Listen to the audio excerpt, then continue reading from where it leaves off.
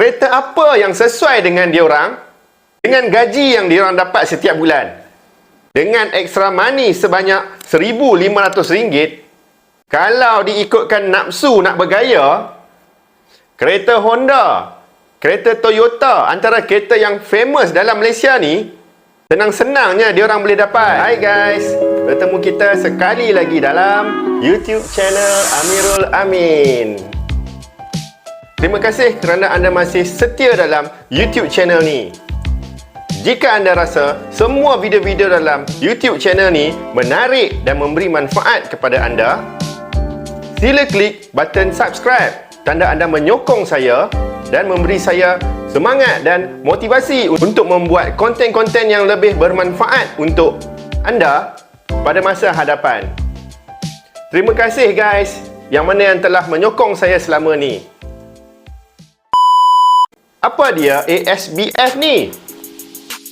ASBF ni salah satu loan pelaburan di mana kita boleh buat loan dengan bank dalam bentuk sijil dan kita laburkan sijil pelaburan ni ke dalam ASB. Sebagai contoh, kita pinjam RM30,000 dari salah satu bank dan kita laburkan RM30,000 ni dalam ASB. Duit RM30,000 ni akan tertera dalam akaun ASB kita sebagai wang pelaburan, dan jumlah pelaburan ni tak boleh kita keluarkan hingga habis tempoh loan kita dengan bank yang kita pinjam tu. Selepas habis dah tempoh pinjaman kita dengan bank tu, barulah jumlah RM30,000 tu menjadi wang tunai kita dalam akaun ASB. Okey, tempoh pembayaran untuk loan RM30,000 ni bermula dari 5 tahun hingga 40 tahun dengan syarat-syarat yang tertentu. Ini contoh je ya.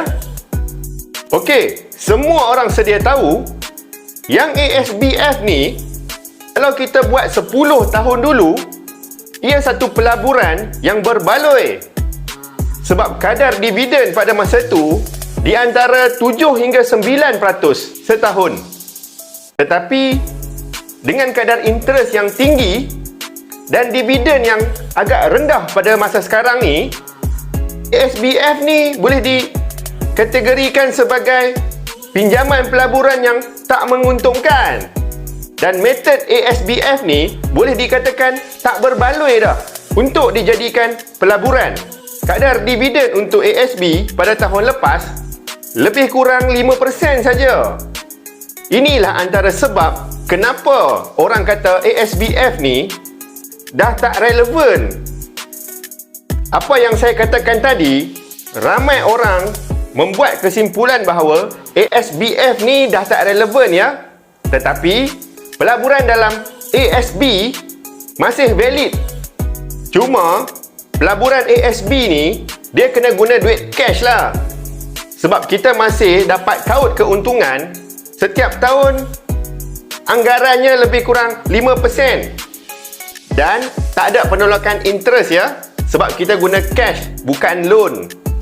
Ini antara kesimpulan yang rata-rata orang buat dan bagi tahu. Pada pendapat saya pula, ASBF ni masih lagi relevan.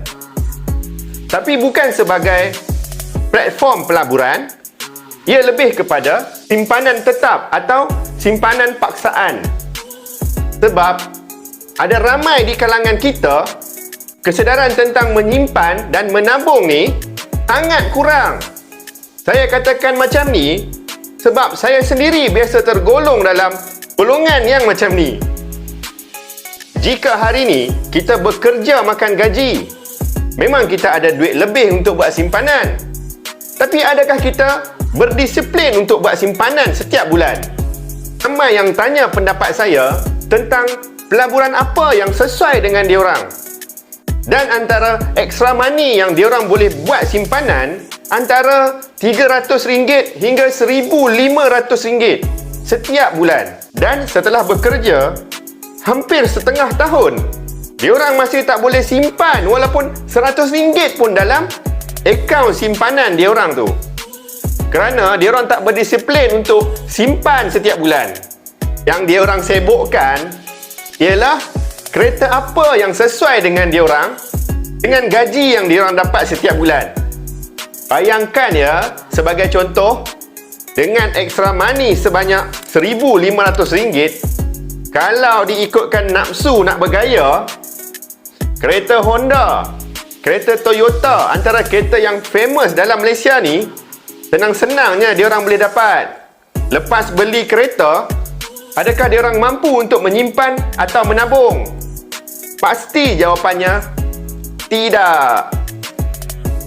Jadi, macam yang saya katakan tadi, pada pendapat saya, ASBF ni masih relevan sebagai simpanan paksaan untuk kita, di mana dia mendisiplinkan kita untuk menyimpan dan menabung, dan ia mengajar kita untuk menjadi seorang yang committed dengan komitmen yang ada, iaitu loan dengan bank.